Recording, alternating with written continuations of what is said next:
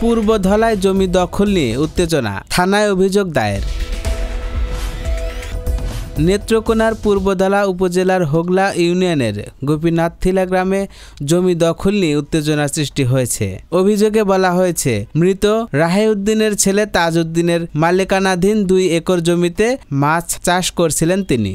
গত 18 জুন সকালে ওই জমিতে বেড়া ও খুঁটি বসানোর সময় একটি পক্ষ দেশি অস্ত্র নিয়ে জমি দখলের চেষ্টা করে। অভিযোগ অনুযায়ী ওই সময় তারা খুনের হুমকি ও প্রায় 50,000 টাকার ক্ষতিসাধন করে বলে দাবি করেন তাজউদ্দিন। এ বিষয়ে পূর্বধলা থানার লিখিত অভিযোগ দাখিল করা হয়। স্থানীয়ভাবে মীমাংসার চেষ্টা ব্যর্থ হলে নেত্রকোনা অতিরিক্ত জেলা ম্যাজিস্ট্রেট আদালতে মামলা দায়ের করেন তাজউদ্দিন। আদালত উভয় পক্ষকে শান্তি শৃঙ্খলা বজায় রেখে নিজ নিজ অবস্থানে থাকার নির্দেশ প্রদান করেন এবং আগামী 23 জুলাই প্রয়োজনীয় কাগজপত্র সহ হাজির হওয়ার আদেশ দেন।